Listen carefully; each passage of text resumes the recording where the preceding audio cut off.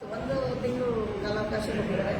ಅದೇ ರೀತಿ ನೋಟಿಸ್ ಕೊಟ್ಟು ಅದನ್ನ ಕೇಸಸ್ನ ಡಿಸ್ಪೋಸ್ ಮಾಡುವಂಥದ್ದು, ಅಬ್ಜೆಕ್ಷನ್ ಡಿಸ್ಪೋಸ್ ಮಾಡುವಂಥದ್ದು 24/8/26ರಿಂದ 22/10/26ವರೆಗೂ ಇದೆ.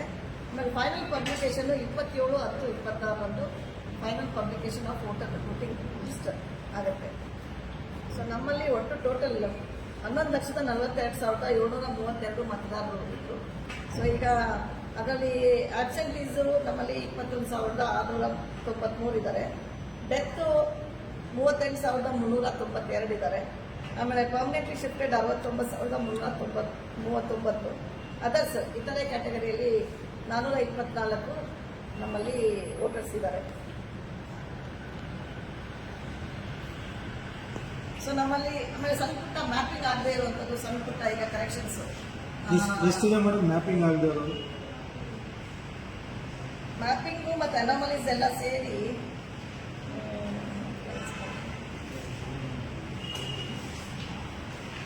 17,230 ನೋ ಮ್ಯಾಪಿಂಗ್ ಆಗಿದೆ, ಮ್ಯಾಪಿಂಗ್ ಇಲ್ಲದೆ ಇರೋದು. ಆಮೇಲೆ ಸಣ್ಣ ಪುಟ್ಟ ಅನಾಮಲೀಸ್ ಇರೋದು ಒಟ್ಟು 1,23,000 ಸಣ್ಣ ಪುಟ್ಟ ಒಟ್ಟು 1,23,547.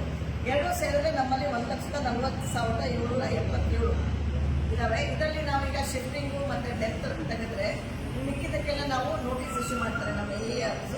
ಆ ನೋಟಿಸ್ ಇಶ್ಯೂ ಮಾಡಿದ್ಮೇಲೆ ಅವರು ಯಾವುದೇ ಡಾಕ್ಯುಮೆಂಟ್ಸ್ ಇದ್ದು ತಗೊಂಡ್ಬಂದು ಕೊಟ್ಟರೆ ಅದನ್ನು ಕ್ಲಿಯರ್ ಮಾಡಿ ಸ್ಪೀಕಿಂಗ್ ಆರ್ಡರ್ ಮಾಡಿ ಅವ್ರನ್ನ ಡ್ರಾಫ್ಟಲ್ಲಿ ಸೇರಿಸುವಂಥ, ಫೈನಲ್ ಡ್ರಾಫ್ಟಲ್ಲಿ ಸರಿ ಇದ್ದರೆ ಫೈನಲ್ ಡ್ರಾಫ್ಟಲ್ಲಿ ಸೇರಿಸುವಂಥ ಒಂದು ಕೆಲಸವನ್ನು ಮಾಡ್ತೀವಿ.